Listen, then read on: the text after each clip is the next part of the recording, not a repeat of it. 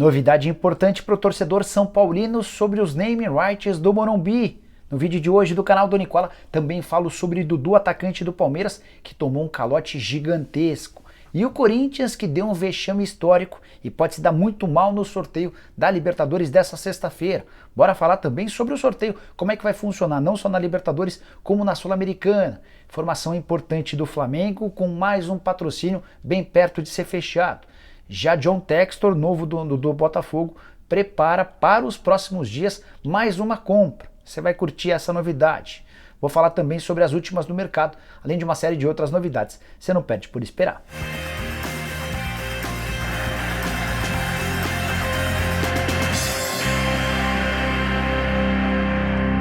Fala aí pessoal, sou Jorge Nicola, bem-vindos a mais um vídeo do canal, sempre muito bacana ter vocês por aqui, sem perder tempo. Bora contar que todo esse conteúdo é um oferecimento de Aposta Ganha, site de apostas esportivas que sempre prepara as melhores cotações para vocês.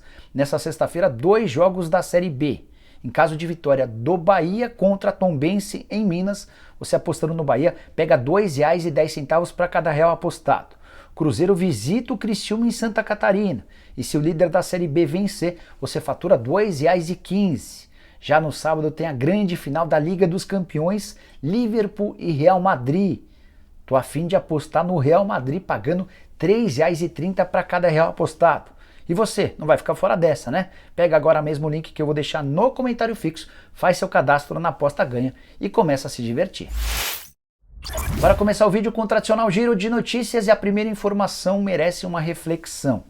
Dos 6 clubes brasileiros que seguem na Libertadores da América, apenas um tem treinador brasileiro, ou seja, dos 16 times que ainda disputam a competição, só temos um treinador nacional, Luiz Felipe Scolari, que comanda o Atlético Paranaense.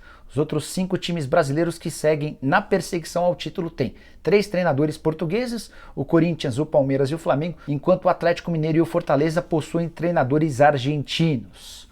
Bora falar sobre o Fluminense, que conseguiu uma façanha. Enfiou 10-1 no Oriente Petroleiro, jogo fora de casa, em sua despedida da Sul-Americana.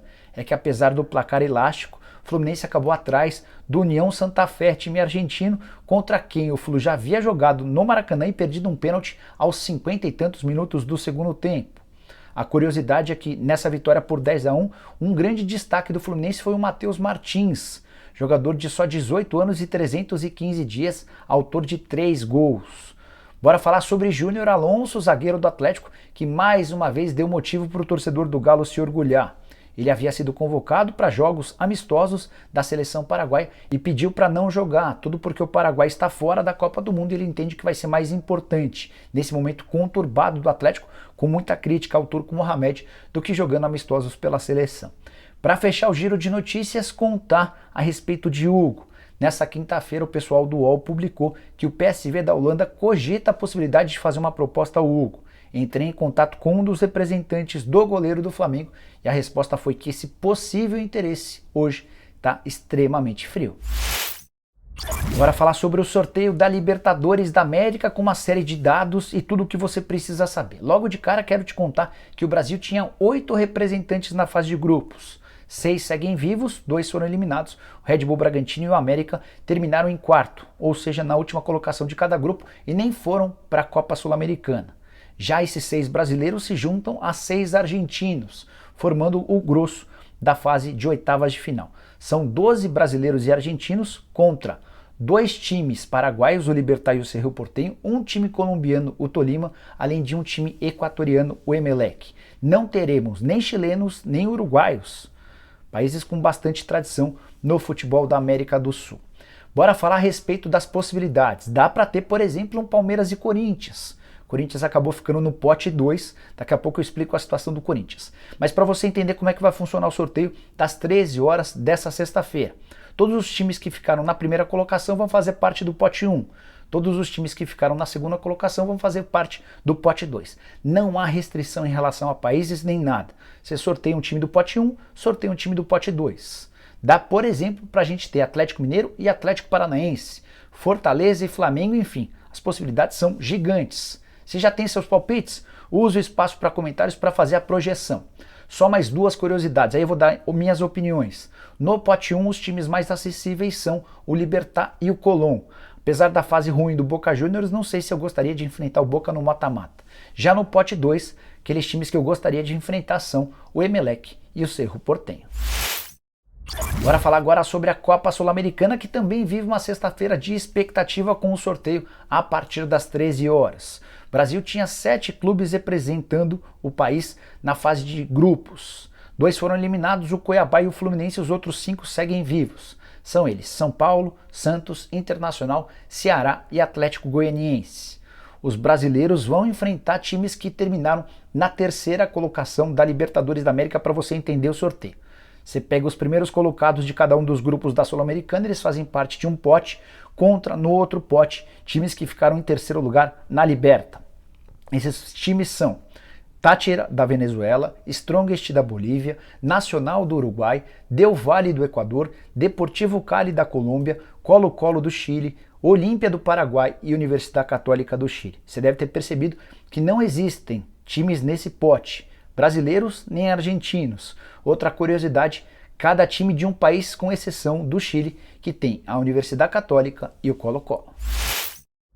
Bora falar sobre o Botafogo com mais uma excelente notícia dada por John Textor. O novo dono do Botafogo já havia afirmado que se o clube estiver brigando nas primeiras colocações em julho, quando o mercado de inscrições reabre, ele vai contratar jogadores para fazer o Botafogo campeão.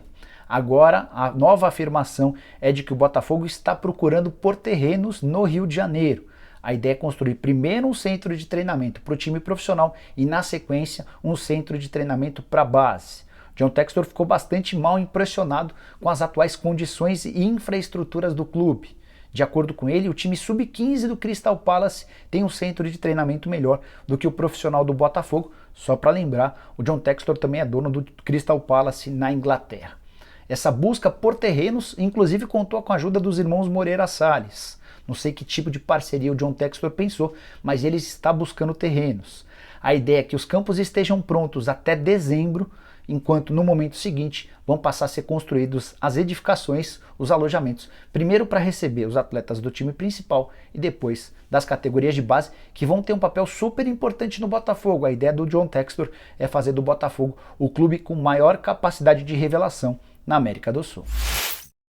Hora de falar sobre o Corinthians com um vexame histórico. Além de não vencer em casa o Always Red, o Corinthians ainda conseguiu empatar em 1-1 contra os reservas do péssimo time boliviano.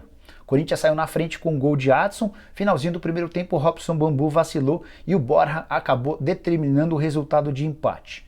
Aí você que é corintiano mais fanático deve estar lembrando a Nicola. O Corinthians também entrou com um time reserva, verdade. O Vitor Pereira optou por poupar seus jogadores para o Campeonato Brasileiro, mas mesmo com essa formação reserva o Corinthians tinha obrigação de vencer, especialmente porque vários titulares entraram na etapa final. O Corinthians melhorou, criou oportunidade de gol, mas não foi capaz de vazar o bom goleiro do Always Red, para mim o único que se salvou. Resultado de empate jogou o Corinthians para a segunda colocação do grupo. Dessa maneira o Timão vai poder pegar no sorteio dessa sexta-feira o Palmeiras, o Atlético Mineiro, o Flamengo, o River Plate ou o Estudiantes. Dá para pegar o Boca Juniors também. Ou seja, o Corinthians acabou se complicando por bobeira. Timão que vive crise. São 4 jogos sem vitória e 4 partidas ruins. 2 delas na Neoquímica Arena. O ataque medonho. Na Libertadores da América, o Corinthians terminou com apenas 5 gols marcados, média inferior a 1 gol por partida. O Rafael Navarro do Palmeiras marcou sozinho mais gols do que todo o time corintiano. Para completar, queria contar que o torcedor que foi à Neoquímica Arena protestou bastante contra os jogadores, contra a diretoria e contra o Vitor Pereira. O técnico português tem perdido seu moral com a Fiel por vários motivos. Primeiro deles, quando escalou time reserva contra o Palmeiras e levou uma surra. Depois, quando disse que gostaria de treinar o Liverpool. O torcedor corintiano não entendeu bem essa história. E agora, por escalar um time reserva. Na entrevista coletiva pós-jogo, quem falou foi seu auxiliar técnico, Vitor Pereira estava suspenso. E o Felipe Almeida classificou o empate da seguinte maneira, abre aspas: nós temos que compreender as vaias. Estamos insatisfeitos com o resultado, não era o que queríamos. Não conseguimos vencer, o plano era poupar os jogadores que atuaram no domingo. Fecha aspas. Bora falar sobre os name rights do estádio do São Paulo, assunto super corriqueiro, vocês vivem me perguntando sobre o tema.